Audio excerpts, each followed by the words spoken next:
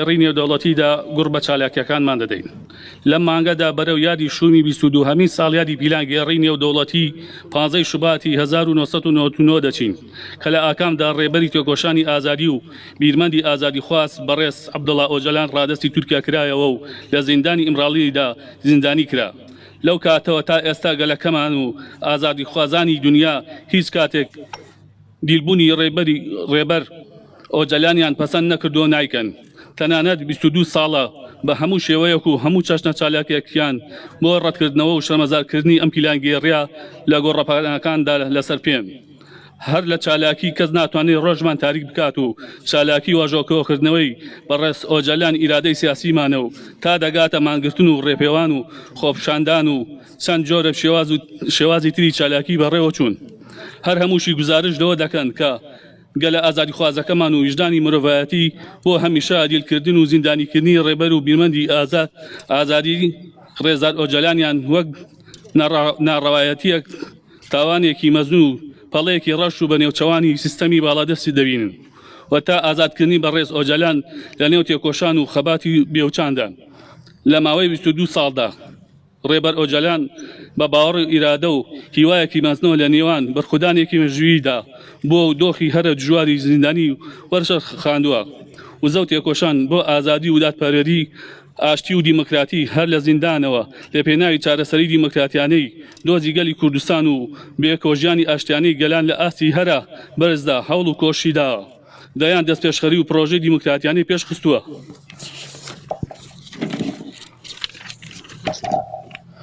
لە پێناو بەدیهێنانی ژیانێکی ئازاد و شکۆمان بۆ گەلی کورد و گەلانی ڕۆژهەڵاتی ناوین ئازادی ژن و ژیان ژینگە پارێزی و یەکێتی نەتەوەی دیموکراتی و ڕەنجێکی بەهاداری داوە و هەزاران لاپەڕە و لەبیر و ڕامانی خۆی و پێشکەش بە گەلەکەی و مرۆڤایەتی کردووە. لەم چارچێوەدا پارەدیگمای مۆدێرنێتەی دیموکراتی و پڕۆژەی سیستەمی کۆنفیدراڵی دیموکراتی وەک بەهادارترین بەرهەمی ئەو ڕەنجەی خستۆتە ڕوو. ئیدی هەم بەرخودانی 22 ساڵی ڕێبەر ئۆجەلان لە زینداندا هەمیش تێکۆشانی گەلەکەمان و مرۆڤایەتی بۆ ئازادکردنی بەڕێز ئۆجەلان لە زینداندا گەشتۆتە ئاستێک بڵێن ئیدی کاتی ئازادیە و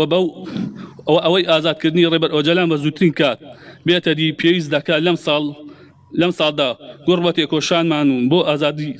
ڕێزدار ئۆجەلان و سەرجەم زیندانیانی سیاسی و ئازادی خواز بدەین و بە شێوازی جۆراوجۆر چالاکیەکانمان زیاتر بکەین. هەر لەم ساڵدا ڕای دەگەێنین کە هاوکات لەگەڵ چالاکیە جۆراوجۆرەکانمان هەڵمەتی نامەناردن بۆ ڕێزدار ئۆجەلان لە زیندانی ئیمراڵی دەست پێ دەکەین.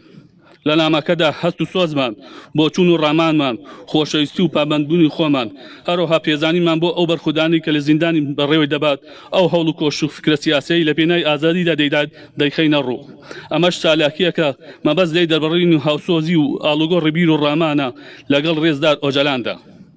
بێگومان فکر و فەلسەفە و تێکۆشانی ئازادی خوازی ڕێبەر ئۆجەلان وەک چۆن لە بەشەکانی تری کوردستان و خۆرهەڵاتی ناوین و جیهاندا هەوادار و فکری خۆی هەیە ئاواش لە باشووری کوردستانیشدا بە هەمان شێوە خاوەن پێگە و هەوادار و هاوفکری خۆی هەیە خۆشەویستی و هاوسۆزن لەگەڵ فکر و بەرخودانی ڕێزدار ئۆجەلاندا. ئەگەر دەوڵەتی فاشی تورکیا هەوڵ دەدات بە زیندانیکردنی و گۆشەگیری بەردەوام ڕێگری لە بەردەم کاریگەریەکانی فکر و ڕامانی ڕێزدار ئۆجەلان بکات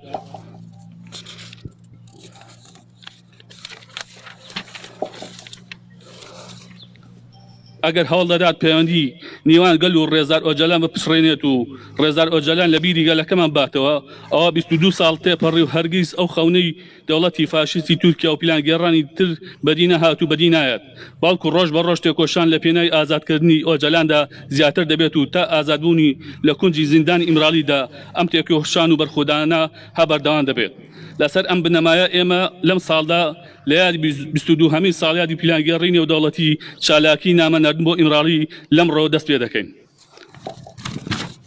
بەڕێزان پێم خۆشە ڕوونکردنەوەیەک دەم. ئێمە وەکو کۆمیتەی ئازادی ئۆجەلان هەموو ساڵێک ئامادەکاریمان کردووە لە 15 شوبات وەکو شەرمەزارکردنی پیلانگێڕینی و دەوڵەتی بۆ سەر بیرمەندی گەلی کورد بەڕێز ئۆجەلان و بۆ سەر نەتەوەی کورد.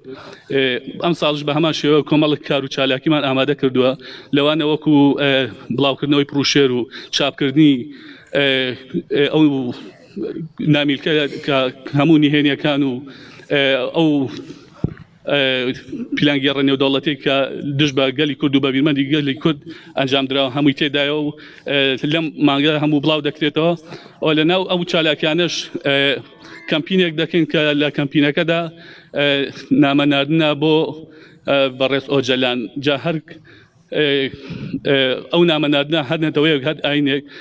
هەر ڕێگەزێک بەبێ جیاوازی دەتوانێت لە ڕێگاو ئەو ئیمەیلەوە